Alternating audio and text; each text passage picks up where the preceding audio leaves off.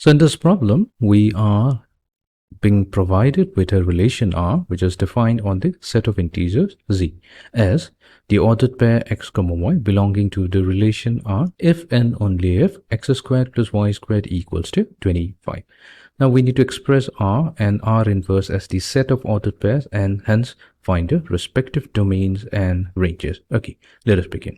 So here we have a relation R such that R is the set of ordered pairs x comma y such that x belongs to the set of integers and y also belongs to the set of integer. Fine. And then we have a relationship between x and y. It's given by x squared plus y squared equals to 25. Okay. Now what we have to do here is we have to find out some specific values of x and y such that this equation holds true. X squared plus y squared equals to 25. Okay, and here x and y must be integers.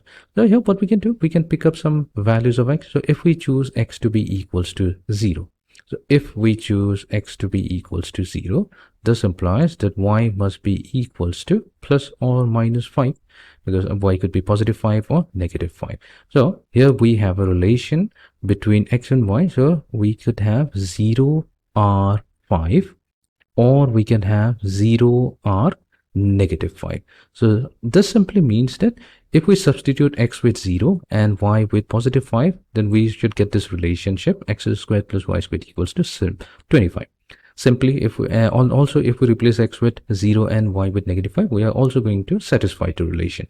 So here we have two relations, 0 or 5 as well as 0 or negative 5. Okay, so what are the values of x and y that we can choose? So we can choose y to be equals to 0. So if we choose y to be equals to 0, then the corresponding x value must be equals to plus or minus 5.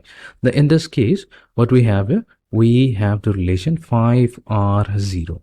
So we can take 5r0, that means replace x with 5 and y with 0. The equation is going to hold true. Or we could have negative 5r0 and it is still going to be a true relationship. Okay.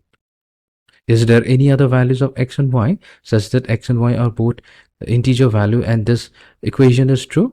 So yes, definitely. So what if we choose x to be equals to 3? Then in that case, the corresponding y value is going to be plus or minus 4. So here we have the relation 3r positive 4, or we could have 3r negative 4. Fine. Then we could choose y to be equals to 3, and in that case, the corresponding x value that is going to become plus or minus 4. So that means we could have 4r3, or we could have negative 4r3. Is there any other possibilities? Yes, there are a few more possibilities. So here if we consider earlier x to be equals to 3, and that gave us two corresponding values of y.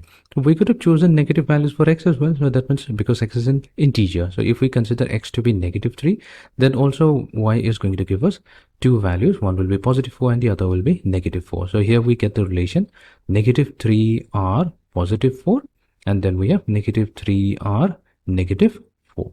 Next, if we consider y to be equals to negative 3, then in that case, we have x corresponding to plus or minus 4. So we have negative 4 r negative 3, and then we have positive 4, because x must come first, and positive 4 r negative 3. Now these are the relations that we have obtained. There will be no more. Now we can express the relation R in terms of the ordered pairs. So here 0 R5, that is going to correspond to the ordered pair 0 comma 5. 0 comma negative 5, so that is going to correspond to 0 comma negative 5. 5 R0 is going to give us 5 comma 0. Next we have negative 5 R0, so that's going to be negative 5 comma 0. 3 R4 is going to give us 3 comma 4. 3r negative 4, that's going to be 3 comma negative 4. 4r3, that's going to be 4 comma 3. Negative 4r3 is going to be negative 4 comma 3. So next we have negative 3r4, so that's going to give us the ordered pair negative 3 comma positive 4. Negative 3r negative 4 is going to give us the ordered pair negative 3 comma negative 4. Negative 4r negative 3 is going to give us the ordered pair negative 4 comma negative 3. And then 4r negative 3 is going to give us the ordered pair 4 comma negative 3. So this is the relation R. So here we have obtained the ordered pairs. Now we can also define the inverse relation R. The inverse relation is going to be take each of the ordered pairs and interchange the position of the elements. So that means 0 comma 5 is going to give us 5 comma 0. 0 comma negative 5 will become negative 5 comma 0. 5 comma 0, that's going to be 0 comma 5. Negative 5 comma 0, that's 0 comma negative 5. Next we have 4 comma 3. Then we have negative 4 comma positive 3. We have positive 3 comma positive 4. We have 3 comma negative 4. Then we have 4 comma negative 3. Then we have negative 4 comma negative 3. Then negative 3 comma negative 4.